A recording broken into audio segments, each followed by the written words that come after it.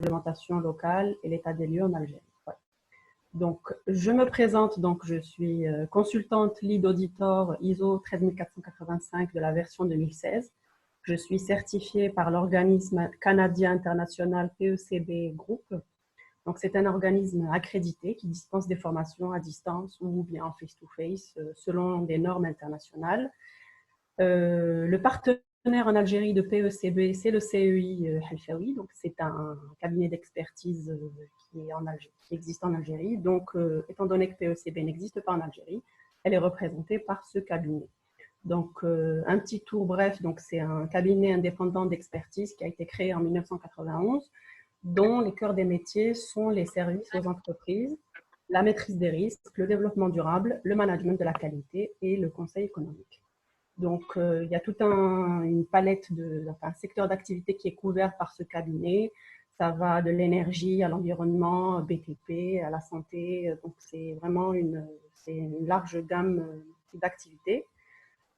Il y a 6 pôles d'expertise. Donc, et ce qui nous intéresse aujourd'hui, justement, c'est l'expertise dans laquelle je suis, moi en tout cas,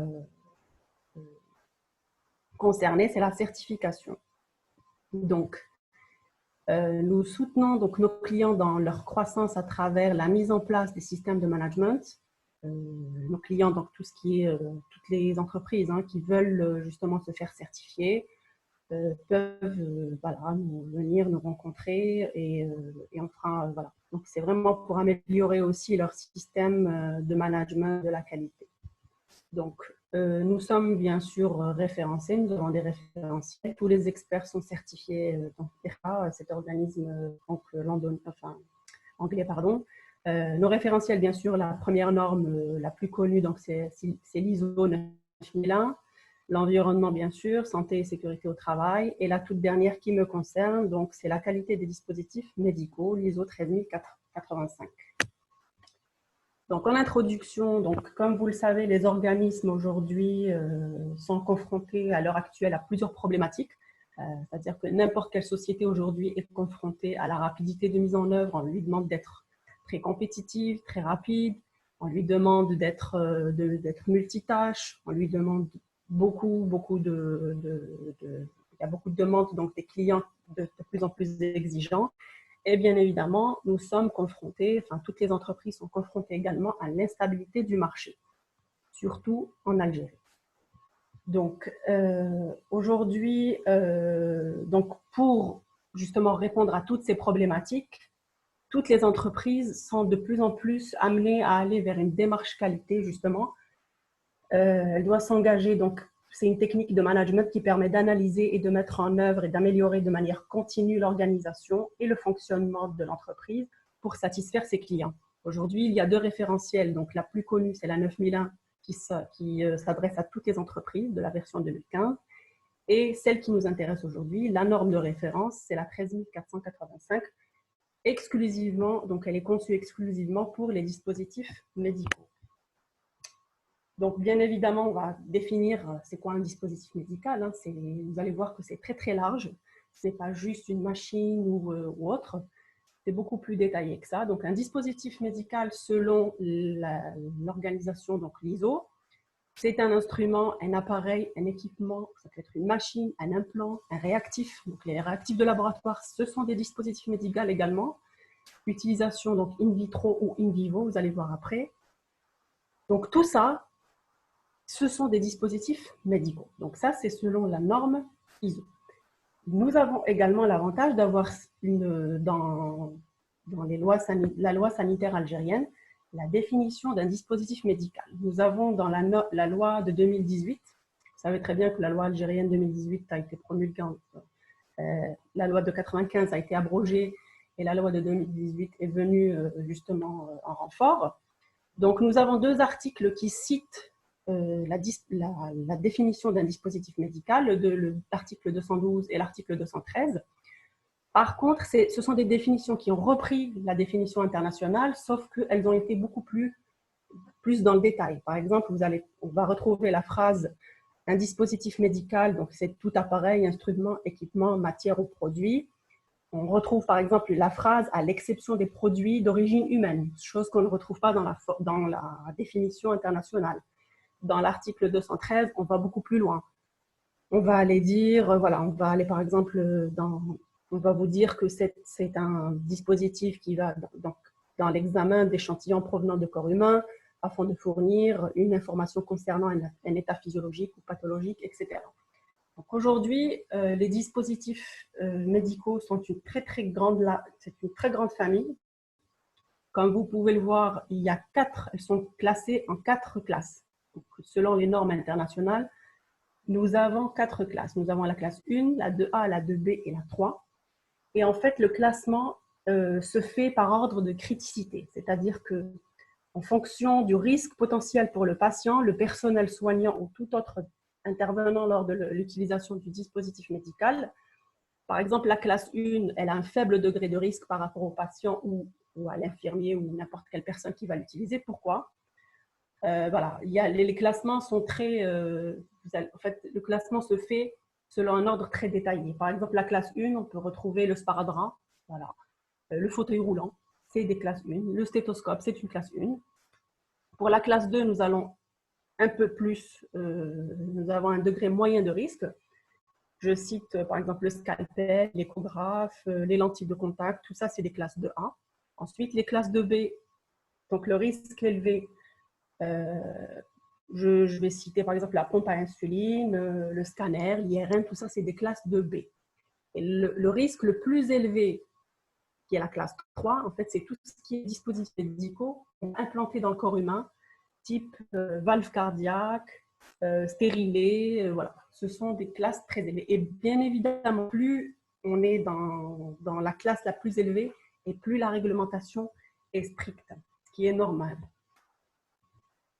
Donc, nous allons voir un petit peu la définition de cette norme, la 13485 version 2016. Qu'est-ce que c'est? En fait, c'est une norme internationalement reconnue qui établit les exigences relatives à un système de management de la qualité propre au secteur des dispositifs médicaux.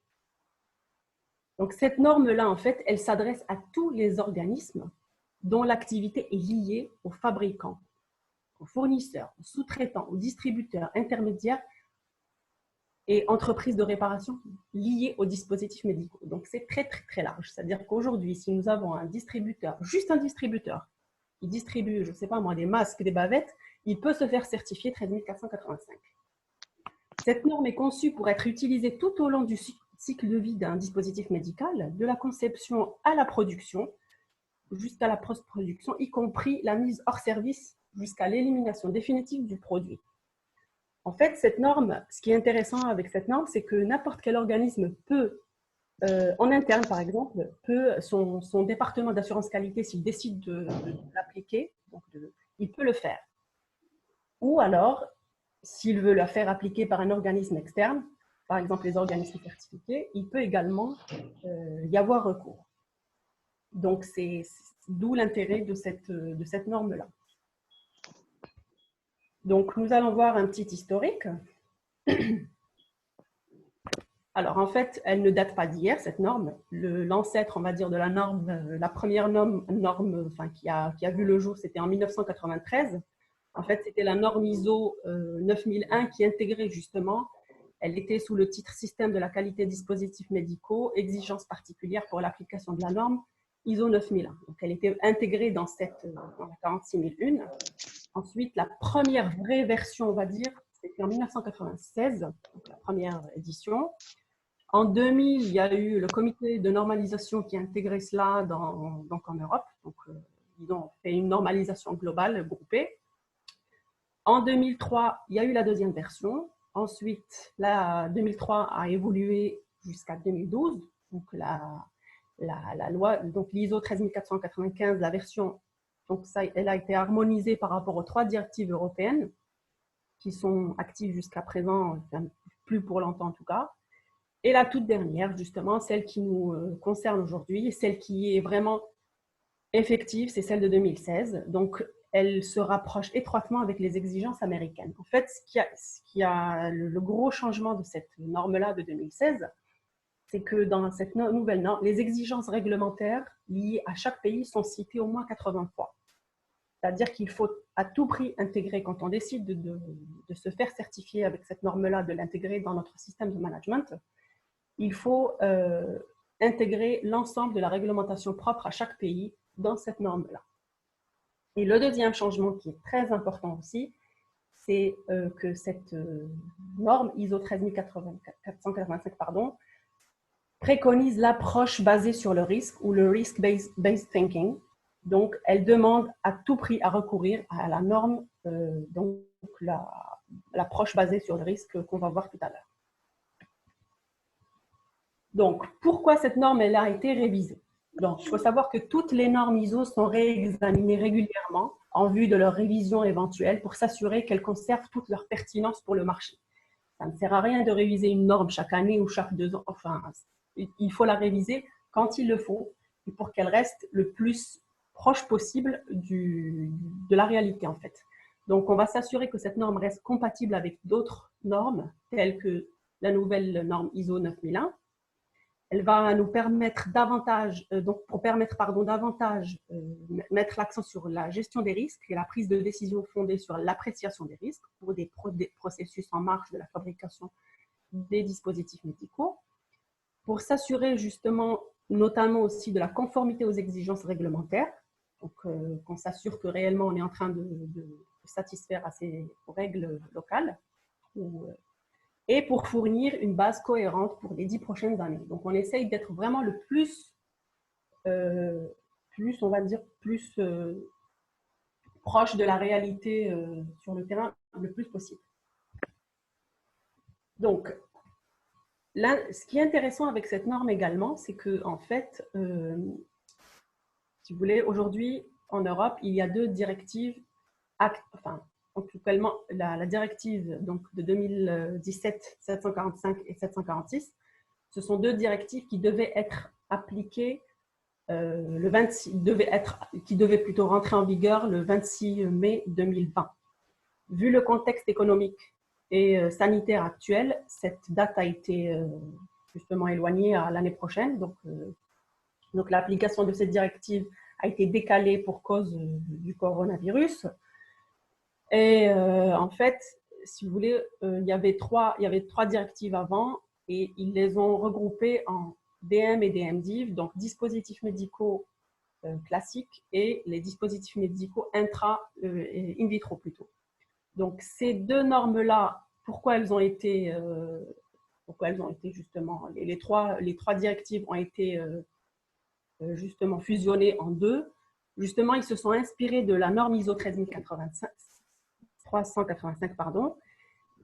car ils se sont inspirés de celle-là pour justement se rapprocher de cette norme. En fait, celui qui a la norme ISO 13485 aujourd'hui peut facilement appliquer les 2 directives européennes, car ils ont des similitudes très très proches. Donc, elle va permettre aux fabricants de construire un cadre nécessaire pour accueillir les différentes activités propres à la nouvelle réglementation européenne. Donc, quelle est la différence entre la 9001 et la 13485? Ce sont des normes bien distinctes, on est bien d'accord, mais complémentaires quand même. La 13485 s'appuie fortement sur la 9001. Elle intègre les mêmes exigences, sauf qu'elle a des spécificités bien évidemment propres à elle. Par exemple, on va retrouver une traçabilité plus stricte. On va voir ça tout à l'heure. Respect des exigences réglementaires beaucoup plus strictes aussi.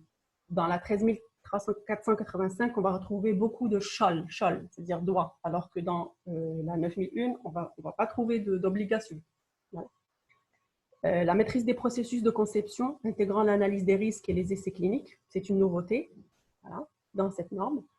La maîtrise des procédés spéciaux, stérilisation par exemple, on va retrouver comment stériliser, etc. Alors que c'est une norme, on va dire, qui est un peu plus stricte.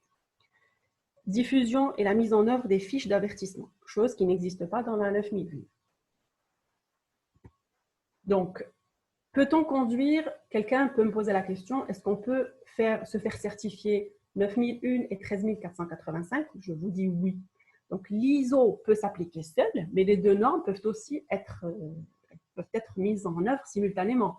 Il n'y a pas de raison, surtout si nous avons une société qui a un large éventail de DM, qui fabrique un large éventail de DM, par exemple ils font des masques, ils font d'autres, des réactifs, etc. Il serait intéressant pour elles de faire les deux approches en même temps.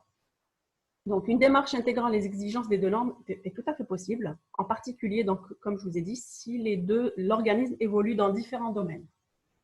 Les processus peuvent alors être communs ou distincts selon la politique développée par l'entreprise. Donc, comment... pardon, pour cette réunion. Ah, pardon. Alors, comment on peut se faire certifier? En fait, il y a deux volets, il y a deux phases plutôt. Soit une entreprise veut se faire accompagner, donc il y a l'accompagnement à la certification. Cet accompagnement peut durer entre 8 à 12 mois. Pourquoi? Parce qu'en fait, c'est le temps nécessaire. Donc, c'est un temps nécessaire ça dépend de chaque spécificité de chaque entreprise, en particulier de l'implication de la direction. Est-ce que le PDG, est-ce que le CEO met du temps? Donc, tout ça, ça joue beaucoup dans cette phase-là. La taille de l'organisation est très importante, la complexité de son organisation, les besoins de formation du personnel aussi, ça c'est important. Ça peut, quand on a un personnel qui est impliqué à 100%, on peut très bien terminer la certification en 6 à 8 mois, par exemple. Donc voilà, l'objectif, quel est l'objectif? C'est vraiment de mettre en place un système de management de la qualité conforme à l'ISO 485. Vous allez voir que les exigences sont très, très importantes tout à l'heure. La deuxième phase, en fait, la certification, donc SMQDM, donc c'est système de management de la qualité des dispositifs médicaux. Donc, comment ça se passe? Donc, on a la préparation de l'audit. Ensuite, on fait un audit aux entreprises pour voir qu'est-ce qui va, qu'est-ce qui ne va pas. On fait un rapport d'audit, on donne des solutions, etc., comment mettre en place ce système, etc. Et ensuite, on va vers la certification. Et bien évidemment, quand on donne un certificat à une société, il faut savoir que la validité du certificat est de 3 ans. Au bout de 3 ans, il faut refaire un autre mini-audit, on va dire, ou une surveillance de renouvellement pour voir si ce certificat est toujours valable. Voilà. Une société qui se fait certifier en 2015 et qui ne renouvelle pas qui ne refait pas sa surveillance en 2019, ça ne sert absolument à rien. Ça ne sert absolument à rien de laisser son certificat et dire je suis certifié. Parce qu'il faut un renouvellement justement. Et pour voir si cette roue de SMQ est toujours d'actualité. Voilà. Maintenant, quels sont les avantages d'un organisme pour être certifié? Vous allez me dire, oui, mais pourquoi? Pourquoi j'ai envie de me faire certifier? Quel est l'intérêt? Eh bien, il y a pas mal d'avantages. En fait, il faut savoir que la norme ISO est exigée en Europe et au Canada depuis 2012. Dans de nombreux pays, même aux États-Unis, ils ont tout ce qu'on appelle le règlement sur le système qualité. Donc, c'est le QSR. Il est exigé par la FDA. Au Maroc, par exemple, on va retrouver cette même norme, la 13485. Elle est carrément la norme de référence pour l'enregistrement de leurs dispositifs médicaux dans leur loi marocaine. Donc, ils ont leur propre norme et ils ont intégré cette norme dans la réglementation marocaine, qui est quand même pas mal. Donc, quel est l'intérêt? Donc, ça va pour ma société. Donc, si je me fais certifier, je vais pouvoir démontrer la conformité aux exigences légales et réglementaires. On va pouvoir assurer la mise en place pratique d'un SMQ qui permet de produire régulièrement des dispositifs médicaux sûrs et efficaces. Aujourd'hui, vous allez me dire, entre une société qui est certifiée et une autre non, je suis sûre que si j'achète un produit d'une société qui est certifiée, je suis plus, on va dire, rassurée par rapport à la qualité de mes dispositifs médicaux. Troisième point, c'est que si on est certifié, on gère mieux les risques parce qu'on aura mis en place justement un système de gestion de risque. On va pouvoir améliorer les processus et l'efficacité de façon continue. On obtient un avantage concurrentiel, ce que je vous ai dit, quand une société est certifiée, elle a plus de chances d'être reconnue, d'avoir un avantage concurrentiel. Et le point qui est important aussi, c'est que ça permet aussi la réduction des délais de mise sur le marché sur l'Union européenne en accélérant l'obtention du marquage CE, vu que les exigences donc, des deux lois européennes 745 et 746 se sont fortement appuyées sur la 13 485. Donc aujourd'hui, par exemple, si nous avons une société en Algérie qui fabrique des masques, bon, je parle des masques parce que c'est d'actualité, hein, vous l'aurez compris. Si aujourd'hui, une société X en Algérie fabrique des masques qui ont le marquage CE, je peux vous dire qu'on aurait pu exporter à beaucoup de pays. Ça aurait été pas mal. Aujourd'hui, aucune société n'est certifiée pour les masques, malheureusement. Et ça permet justement d'élargir l'accès aux marchés internationaux. Donc, c'est une norme vraiment qui est intéressante au point de vue que ce soit qualitatif ou accès au marché international. Donc, nous allons voir rapidement, enfin, parce que je ne pourrais pas détailler, il y a 416 exigences. Il faut savoir que si je rentre dans le technique, on va finir le webinaire la semaine prochaine. Donc, il y a 4 chapitres, enfin, plutôt 5 plutôt, pardon. Nous avons le chapitre 1 qui détaille le système management de la qualité. Donc, dans le cycle PDCA, ça va être, donc on va planifier ce système-là. Nous avons le chapitre 5 qui définit les responsabilités de la direction. En 6, management des ressources. Ensuite, en 7, c'est le plus gros chapitre de la norme. C'est la réalisation du produit. C'est vraiment du technique. Et en 8, mesurage, analyse et amélioration. Donc, il y a 416 exigences. Voilà. Donc, la structure de cette norme s'appuie exactement, elle a la même structure que l'ISO 9001, c'est-à-dire qu'elle est représentée sur un modèle PDCA, le Plan, Do, Check and Act. Donc, c'est la roue classique en qualité. Le plan, vous connaissez le plan, donc c'est établir les objectifs du système, processus, ressources, etc. Le Do, donc c'est mettre en œuvre ce qui a été planifié. Le check, c'est surveiller ce qu'on a planifié et mis en place. Et le act, c'est entreprendre les actes pour améliorer les performances. Donc, on va voir un petit peu les exigences de cette norme. On va dire, c'est un full, donc les articles un peu plus dans le détail. Donc, dans l'article 4, par exemple, nous avons les exigences générales. Elles sont au nombre de 26. Les exigences relatives à la documentation, elles sont au nombre de 36, qui est énorme et pas du tout comparable à celle de la 9001, où on n'a pas du tout cette notion d'exigence, d'où la subtilité de cette norme-là. L'article 5 définit les responsabilités, donc elles sont au nombre de 48. Nous avons l'engagement de la direction, l'écoute client, la politique qualité, la planification, la responsabilité autorité communication et la revue de direction. Donc tout ça dans l'article 5.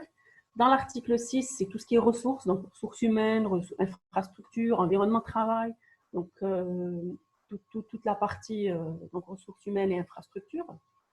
L'article 7, c'est le plus gros des chapitres, et celui qui regroupe le plus d'exigences. Il y en a presque 200, donc il y a 195 à peu près articles.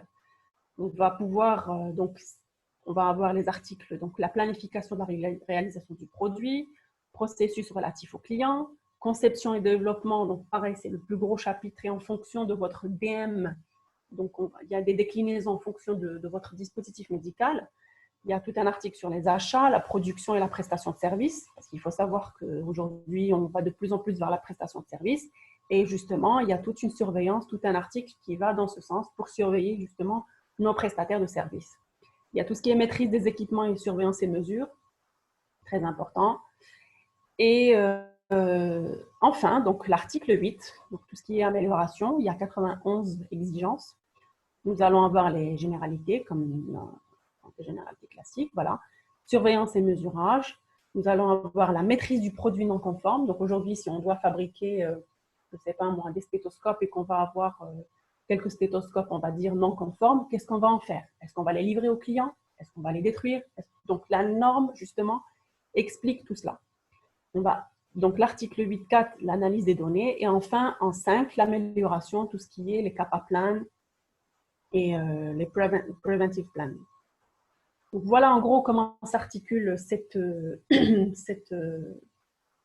norme qui n'est pas du tout, on va dire, classique, voilà, par rapport à, qui ne ressemble pas vraiment à la 9001, même s'il y a des similitudes.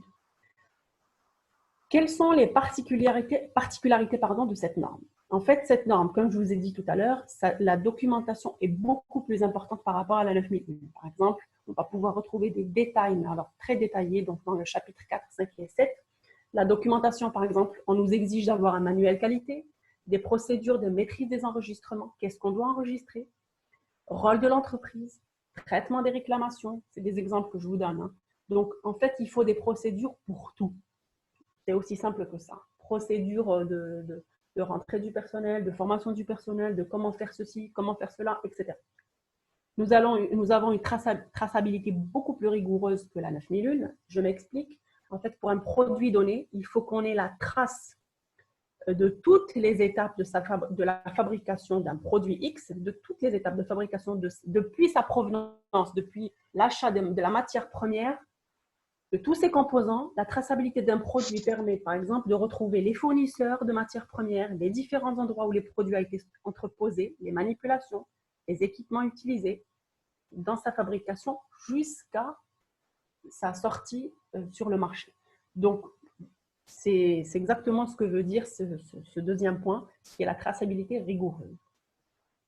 Nous avons un autre point qui est important, c'est la matériovigilance, qui n'existe pas du tout dans la 9001.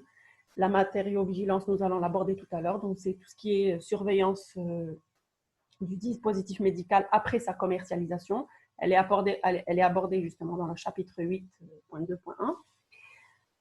Nous avons le point aussi important qui est l'analyse des risques à tous les niveaux du processus de fabrication du dispositif médical. C'est-à-dire que quand vous allez appliquer cette norme, quand vous allez la lire, il faut appliquer l'analyse des risques à toutes les étapes jusqu'à la commercialisation du produit et même après. Donc, c'est le point crucial de cette norme. Et le dernier point, en fait, c'est les essais cliniques qui sont abordés dans cette norme. Ils le sont nulle part ailleurs. Donc, la norme exige d'avoir des essais cliniques et leur suivi à long terme. C'est comme l'équivalent des phases 4 pour les médicaments. Et cette partie-là est abordée dans le chapitre 7. Donc, en fait, on vous dit, si vous voulez mettre sur le marché un dispositif médical, quel qu'il soit, il faut que dans le cadre de la validation de la conception et du développement de ce produit-là, il faut des évaluations cliniques. Aujourd'hui, on est très strict avec les médicaments. Il faut savoir que moi, j'ai déjà une carrière de 10 ans de recherche clinique avant de faire tout ce qui est justement certification. Dans les essais cliniques, nous avons les phases 1, 2, 3 et 4, chose que nous n'avons pas du tout dans les DM. Et avec cette norme-là et les 2 directives européennes, nous nous rapprochons un peu des règles de la réglementation des médicaments et ce n'est pas plus mal. Parce qu'aujourd'hui, quand vous avez un stérilet qui est placé chez une femme et on va le retrouver dans les poumons ou dans le cœur où on ne peut même pas l'enlever, ce n'est pas normal de ne pas avoir de suivi. Et c'est ce qui se passe. C'est pour cela que cette norme et ces réglementations ont été revues. Justement, c'est pour permettre d'éviter ce genre d'accident grave chez certaines personnes. Donc, les principaux changements de la norme, j'insiste là-dessus parce que c'est très important par rapport à la version de 2012 ou de 2013, chose qui n'existait pas. Donc, nous avons un domaine d'application beaucoup plus étendu, c'est-à-dire que on peut se faire certifier pour une activité, pour une ou plusieurs activités. Si une société fait de la production, du stockage, de la distribution, elle peut se faire certifier, par exemple, uniquement pour la production ou uniquement pour le stockage, uniquement pour la distribution ou bien pour tout. Donc, d'où l'intérêt de cette norme-là. Donc, la norme est beaucoup plus flexible. Pourquoi? Parce qu'elle permet, l'exclusion de certains articles dans les chapitres 6, 7 ou 8 en fonction de la nature du produit ou activité. Par exemple, si une société ne fabrique que des tubes à essai, on va exclure les articles qui sont cités dans la 7 où on parle de stérilisation, ou je ne sais pas moi, c'est des exemples que je vous donne. Donc, il y a une possibilité d'exclusion. Cette norme se rapproche, donc il y a un rapprochement manifeste avec les exigences américaines. Les Américains ont toujours une longueur d'avance sur nous, donc on essaie toujours de se rapprocher un petit peu de ce qui se fait avec les QSR aux États-Unis, de la FDA. Les 3 points qui sont importants, c'est la validation des logiciels du SMQ. Donc pour cette norme-là, on nous oblige à avoir des procédures pour valider justement des logiciels. Le DMR et le DHF, donc c'est le dossier du dispositif médical. Nous avons le device, donc c'est des dossiers de dispositifs médicaux, chose qui n'existait pas dans les autres normes. On nous oblige à avoir, on va dire, comme un dossier pour chaque dispositif médical, voilà, depuis le début jusqu'à son élimination totale. Ensuite, nous allons avoir aussi tout ce qui est maîtrise des changements. donc, qui est évoqué dans cette norme-là. Nous avons tout ce qui est harmonisation internationale, l'UDI, donc c'est le Unit Device Identifier. Donc, c'est un numéro unique qui va identifier justement un dispositif médical au niveau international. C'est un numéro unique pour chaque IDM, justement. Et le changement le plus important, c'est l'approche basée sur le risque, le risk-based thinking, à tous les niveaux du processus de fabrication de ce DM. Et c'est, à mon avis, la démarche la plus pertinente.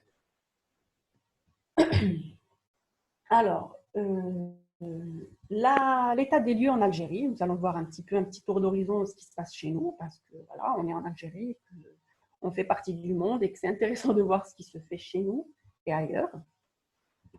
Donc, nous avons des lois, bien évidemment, ce qui est normal. Nous avons une loi sanitaire donc, de 2008 et 2 arrêtés qui, justement, parlent des dispositifs médicaux et fixent certaines lois. Voilà. Donc, dans les lois algériennes, en fait, ce qui est intéressant, donc celle de 2008, nous avons celle du 30 octobre, puis un mois après, il y a eu celle du 30 novembre. Ce sont des lois qui fixent les conditions techniques d'importation des produits pharmaceutiques et des dispositifs médicaux destinés à la médecine humaine. Et la deuxième, c'est l'interdiction d'importation des produits. En fait, ce que je trouve dommage dans ces lois-là, c'est ce sont des lois qui, on va dire, qui fixent uniquement les conditions techniques d'importation, très peu sur la fabrication. On vous renvoie vers tout ce qui est international. Enfin, voilà, c'est pas très clair. L'idéal, c'est de les revoir. Enfin, moi, personnellement, c'est un conseil que c'est un message que j'envoie, je le renvoie. Et pourquoi ne pas avoir des lois carrément beaucoup plus restrictives, un petit peu, voilà, pour avoir donc comme des normes locales, hein, tout simplement. C'est à mon avis du bon sens. Donc, si on doit réviser ces lois-là, ça serait bien de les Ensuite, nous avons, en fait, je ne sais pas, j'imagine que vous êtes, pour les professionnels, je ne sais pas quel est le public qui me suit aujourd'hui, mais nous avons le Centre national de pharmacovigilance et matériaux-vigilance, qui est un centre qui est très très bien, en fait, donc je connais depuis des années. Donc, il est sous tutelle du ministère de la Santé. Il a été créé en 1998. Il est donc, sous la directive du professeur Loumi. C'est un centre qui est vraiment tout le temps mis à jour, qui fonctionne très bien. En fait, ils ont élaboré un guide il n'y a pas longtemps, donc le guide algérien, vous pouvez aller sur le site et le télécharger, qui est très bien fait. C'est le guide algérien de pharmacovigilance. Et on va pouvoir trouver toutes les modalités de déclaration des incidents, risques, que ce soit pour les médicaments ou pour les dispositifs médicaux. Nous avons aussi la possibilité de signaler sur Internet, hein, donc il n'y a pas que les fiches papier. Et ils sont très réactifs par mail. Ils sont vraiment à l'écoute, etc. Et franchement, ils font du bon travail. En tout cas, le CNPM est à saluer et est à encourager. Nous avons aussi dans ce guide tout ce qui est délai de soumission en cas de matériaux-vigilance. Il faut savoir qu'on peut déclarer sans délai quand il y a un DM, je ne sais pas, une seringue qui se casse, c'est sans délai. Enfin, voilà, il y a des délais qui sont détaillés dans ce guide-là. Donc, je vous invite à télécharger et à lire encore une fois. Donc, en conclusion, donc, ce que je veux faire passer comme message, c'est qu'il y a une méconnaissance de cette norme auprès des professionnels. Pour la petite anecdote, j'ai fait le CIFAL cette année et l'année d'avant. Et à chaque fois que je parle de cette norme, le CIFAL, donc c'est le salon de la pharmacie à Alger, et beaucoup de gens ne savent pas que cette norme existe. Quand je pose la question, des gens me disent non, je ne sais pas. Je me rends sur certains sites de certains labos, je les trouve certifiés, par exemple de la version de 2003 ou de 2012. Donc les gens ne sont pas vraiment au courant de ce qui se passe, donc ça serait intéressant de se pencher là-dessus. Donc il y a très peu d'entreprises dans le domaine des DM qui sont certifiées, donc soit qu'elles sont certifiées mais elles ne le savent pas, comme j'ai eu à le découvrir, ou alors on ne retrouve pas certaines sociétés, bien au contraire, qui sont certifiées, mais on ne retrouve pas cette information sur leur site internet. Chose qui est très exigée par la norme. On vous dit, la communication, c'est très important d'avoir un site internet, d'avoir toutes les notions, tout ce qui est, les mises à jour disponibles. Voilà. Pourquoi pas des normes algériennes, hein. L'IANOR peut très bien, moi je lance un petit appel à l'IANOR, hein, pourquoi pas, après tout, comme les normes marocaines, donc on prend la norme internationale et on rajoute nos exigences à nous, hein, donc, et on en fait une belle norme algérienne qui serait appliquée et on rehausse le niveau. Donc voilà, pour moi c'est très important, donc il est temps de se mettre à niveau et, et voilà. Donc, je vous remercie pour votre attention. S'il y a des questions, n'hésitez pas. Donc, Merci, madame, pour votre présentation. Donc, tant aux questions, je vous prie, si vous avez des questions, de les mettre dans la rubrique message. Comme ça, on pourra tous les voir.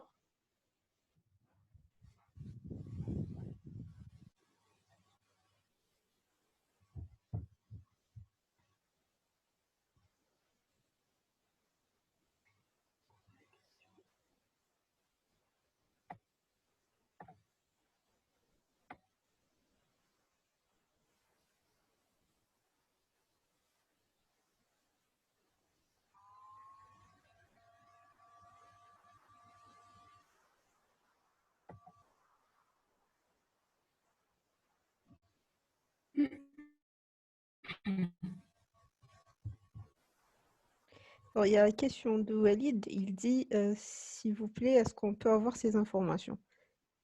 Si vous voulez la présentation, il y a un enregistrement et ça va être oui. diffusé. Oui, elle sera sur YouTube. Hein, donc, quand Exactement. Yasmina va. Voilà, il n'y a pas de souci. Donc, si vous avez des questions plus techniques à Madame Helfaoui ou managériales, n'hésitez surtout pas. Alors, il y a une question de Shahinaz. Elle dit, je souhaiterais avoir votre expérience sur la certification des DM d'IV, c'est-à-dire par voie IV. Qu'est-ce que vous voulez dire par DIV? Ça, c'est in vitro, en fait. In Elle veut vitro. dire par in vitro. D'accord. Enfin, pour l'instant, il n'y en a pas en Algérie. Donc, c'est aussi simple que ça. Il n'y a pas de.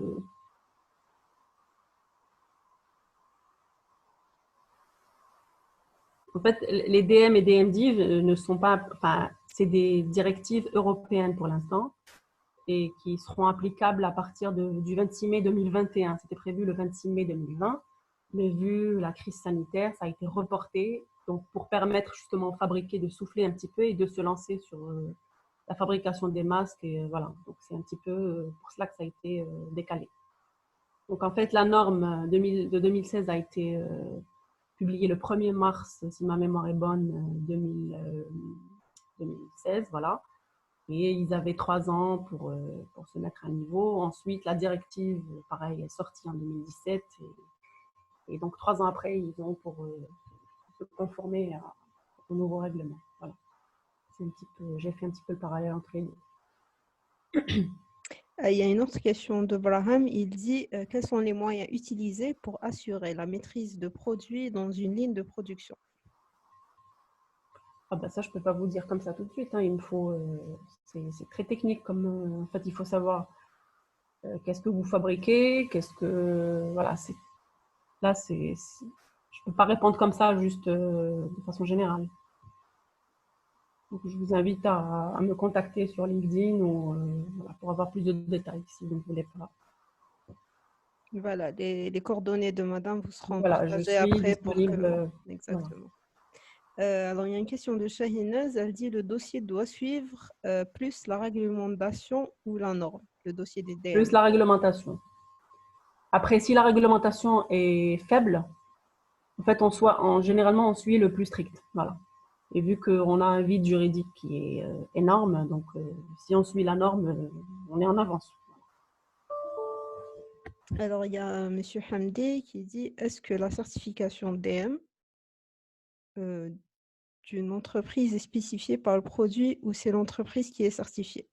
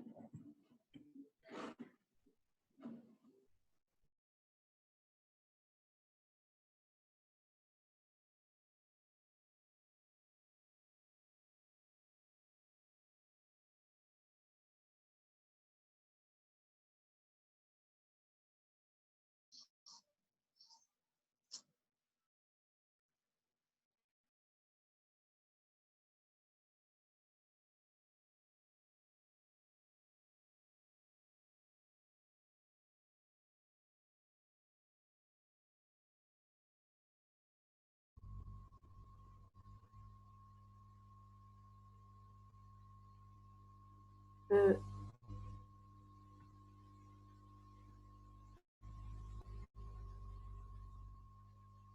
Désolée, j'ai eu une petite déconnexion. Je suis à vous. Allô, allô. Alors, ouais, pas de souci, continuons avec Voilà, désolée, c'est le direct. Oui. Alors, il y a Monsieur Hamdi qui dit, est-ce que la certification DM d'une entreprise est spécifiée par produit ou c'est l'entreprise qui est Oui, certifiée? oui, oui, par produit ou par service, en fait, tout simplement. Si par exemple, quelqu'un il ne fait que la distribution ou que, je ne sais pas, oui, il peut se faire certifier justement, d'où la souplesse de cette norme-là. Par exemple, on peut avoir une société qui fabrique 10 DM, elle peut se faire certifier pour un seul. Voilà, c'est possible. Et c'est pas une certification par classe de DM, non? Euh, non, pas par classe, par produit. Voilà. Donc, Par produit, c'est assez souple en fait. alors, il y a Monsieur Ait Trassi qui dit, j'aimerais savoir si une entreprise nouvellement créée peut avoir la certification. Oui, bien sûr, il y a pas de nouvellement ou anciennement. C'est juste, il faut juste appliquer toutes les exigences. En tout cas, voilà. Déjà, il faut faire un audit de la société. Ensuite, voir ce qui manque, ce qui manque pas. Enfin voilà, et puis après faire un action plan et mettre en place tout ça. Et après, il n'y a pas de souci. Une autre question de Yasmina, elle dit, je veux savoir si vous faites si vous avez des détails sur la procédure de la validation des laboratoires de fabrication du DM par le LNC. Ah, le LNCPP, Oui.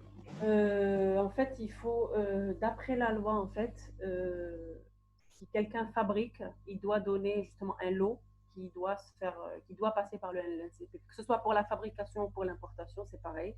Donc, du moment où on fabrique, on va donner ce lot-là à analyser par le LNCPP. Quand le LNCPP donnera le certificat, et à partir de là, oui. Ça, c'est, par exemple, là, c'est un détail technique réglementaire algérien. Ça, c'est d'où, quand vous allez trouver dans la norme exigence réglementaire, ça sous-entend qu'est-ce qui est fait dans votre pays, vous devez l'appliquer. Voilà. Donc, ma réponse est oui.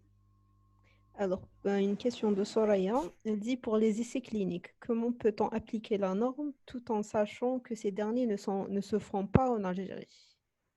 Ah, si, ils se font. Hein. Moi, personnellement, moi, j'ai fait beaucoup d'essais cliniques de phase 3 et de phase 4. En fait, ils ne se font pas. Peut-être qu'elle veut dire que c'est vrai que là, le ministère ne donne plus d'autorisation depuis 2 ans. Voilà. La dernière autorisation date parce que justement, il y a tout un. Il y a, voilà, il y a des soucis au niveau de l'agence du médicament, etc. Mais si, il y a des essais cliniques en Algérie. Hein, donc, ça, je peux vous l'assurer. Mais pour les DM, je pense qu'elle parle plus du Ah, DM. les DM, si, bah oui, oui, il y a des essais cliniques pour les DM, hein, c'est pas un problème. Le ministère donne l'autorisation pour un essai clinique. Après, pour un médicament ou un DM, c'est pareil. Hein. Ça, le cheminement est le même. En fait, le promoteur dépose un dossier au niveau d'abord, on passe par le comité d'éthique. Quand le comité d'éthique vous donne l'autorisation, vous passez au niveau du ministère et le ministère va étudier votre dossier. Et c'est là tout le problème parce que ça peut mettre un temps fou. Moi, j'ai eu une étude où j'ai dû attendre 8 mois pour avoir l'autorisation. Donc, en fait, c'est les délais qui sont longs, mais il n'y a pas de différence entre DM ou médicaments pour les autorisations. Parfait. Une autre question de Salim. Alors, il dit comment s'assurer d'une qualité à minima aujourd'hui pour un fabricant local sans avoir cette certification? Et ben, justement, euh, c'est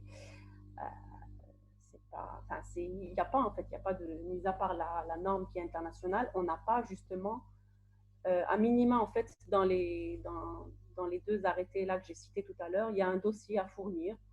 C'est-à-dire que si le LN donne son feu vert et que si il y a des petits certificats et que si par exemple en fait si on veut importer on doit avoir le certificat CE, si on doit fabriquer on doit être homologué, donc l'homologation passe par la NPP, donc en fait c'est ça à minima, mais sincèrement pour moi c'est pas du tout des gages de qualité parce que ça ne rentre pas, ça vient en fait vers la fin alors que l'ISO, la norme, elle vient vraiment à partir de l'achat de la première matière première jusqu'à la fin.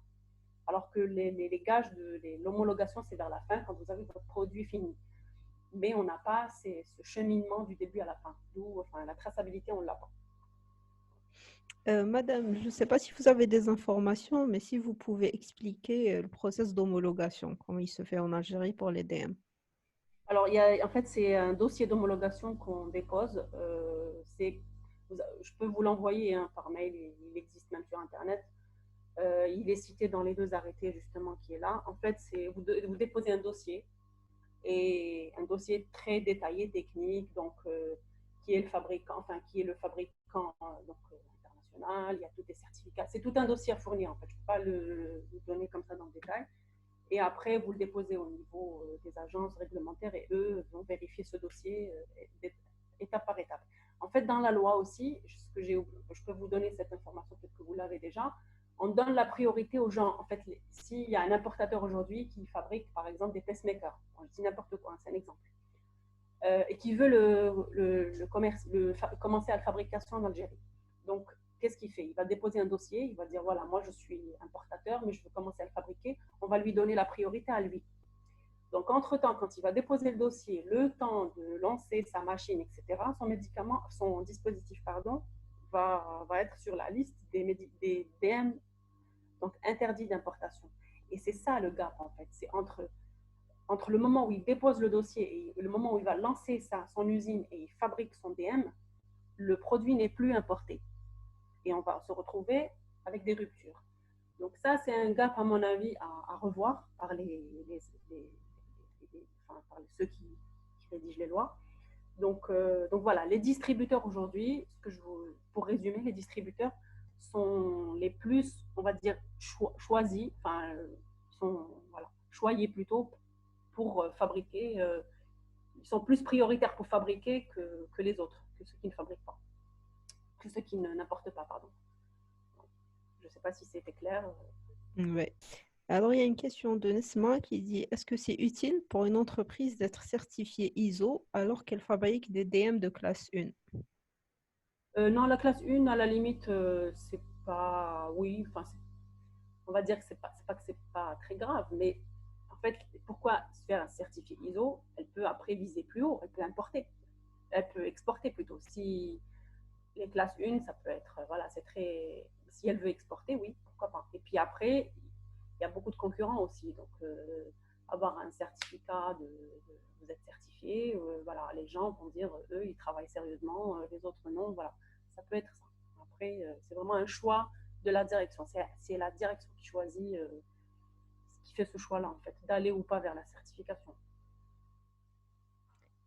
Il y a une autre question de Wissam. Elle dit, j'aimerais bien savoir si cette norme est appliquée en Algérie et si nous avons des entreprises certifiées. Oui, oui, oui, il y en a, oui. Oui. Oui, il y a quelques labos. Ben après, ils se font. En fait, voilà, ils font appel à des organismes internationaux, ils payent très cher. Donc, parfois, parce qu'en fait, je vais vous dire, les certificateurs aujourd'hui francophones, il n'y en a presque pas. Il y en a une en Tunisie que je connais. Après, il y a beaucoup de certificateurs anglophones. Donc, et en Algérie, on sait très bien que dès que quelqu'un parle en anglais, on commence à paniquer. Donc, donc voilà. Au niveau de PECB, je suis la seule francophone en Afrique, voilà, juste pour vous dire, avec la tunisienne. Donc tous les autres, soit ils viennent d'Europe, soit voilà. Donc aujourd'hui, chez PECB, je suis la seule francophone. Ok, alors une question de Hafsia, mais je pense que la question a été détaillée dans la présentation. Elle dit, en matière d'exigence, est-ce qu'il y a une différence entre la norme ISO et cette norme?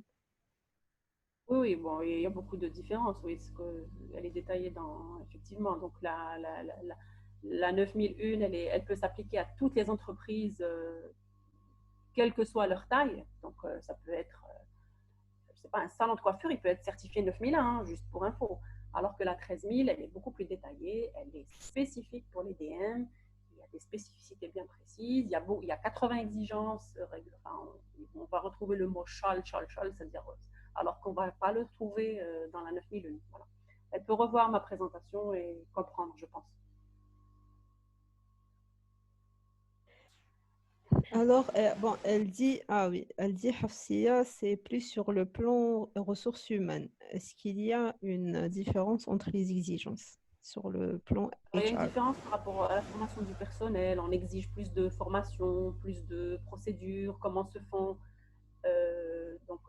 fait le recrutement du personnel, comment se fait la remise à niveau du personnel. Tout ça, oui, tout ça c'est détaillé. C'est beaucoup plus détaillé par rapport à comment est-ce que le personnel voilà, interagit voilà, avec les machines. Voilà, il y a un détail, il y a plus de détails, on va dire. Plus de détails techniques plutôt. Oui, oui, technique, ouais. Technique, et puis formation, etc. C'est plus, on va dire, c'est plus costaud. Alors, Monsieur Eitrassi dit le coût de la certification peut s'élever à combien? Oh, en fait, sincèrement, ça dépend en fait de la taille de la société, ça dépend de ce que vous voulez certifier. On va dire c'est à partir de 1 million de dinars, je sais pas. Hein, voilà, c'est une moyenne en fait.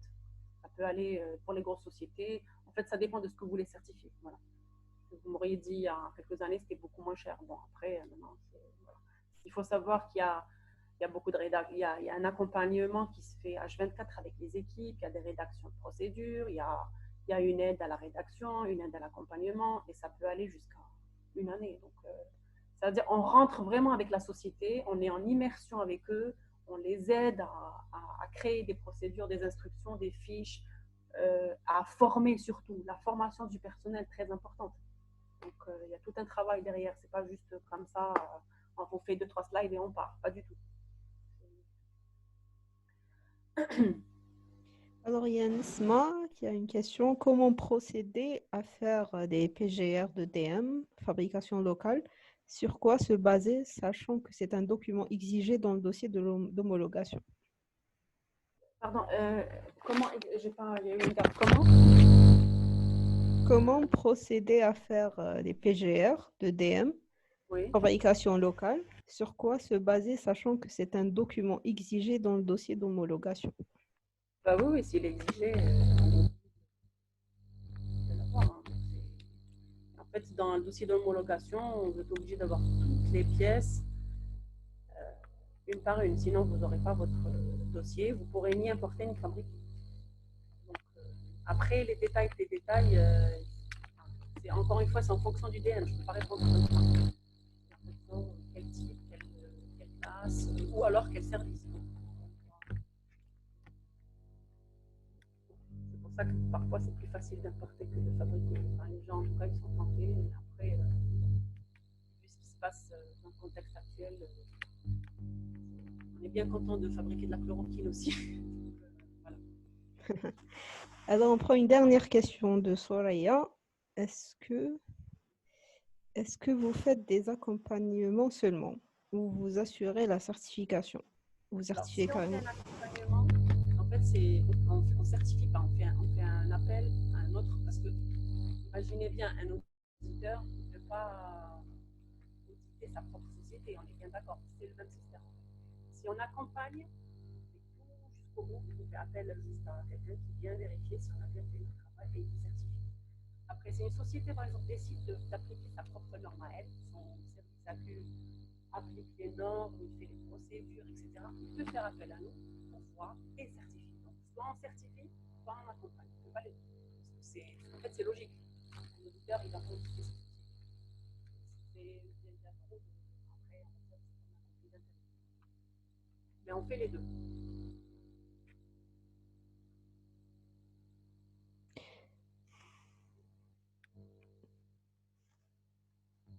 Donc, je pense qu'on a fait le tour des questions.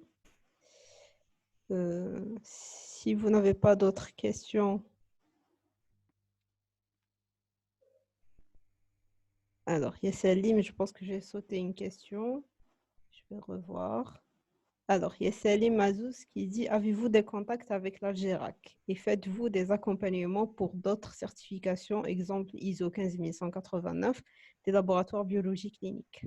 Ah oui, alors ça, c'est par contre, c'est une accréditation, c'est pas la même chose. C'est pas une certification à l'Académie des laboratoires, effectivement. Algérac est fait. Après, oui, on peut les faire. Enfin, on n'est pas accrédité pour le faire, mais on peut le faire. Il n'y a pas de souci. Moi, j'ai commencé à me mettre dessus, donc il n'y a pas de souci. C'est vrai qu'aujourd'hui, en Algérie, il n'y a que 2 laboratoires d'analyse médicaux qui sont accrédités 15 189, ce qui n'est pas très très bon pour l'image de l'Algérie. Il faut se faire accréditer tout simplement. C'est exactement la même chose pour les dispositifs médicaux. C'est le même système en fait. Je pense qu'on a fait le tour. Donc, je vous remercie, madame, pour votre présentation, très claire, et pour votre disponibilité surtout. Je remercie aussi les participants d'avoir participé à ce deuxième webinaire et nous vous donnerons rendez-vous, Inch'Allah, les prochains jours pour plus de webinaires dans ce genre avec d'actualité. N'hésitez surtout pas à nous proposer des thèmes qui vous intéressent. Voilà, merci, madame Helfaoui. Au revoir. Et ça à tous.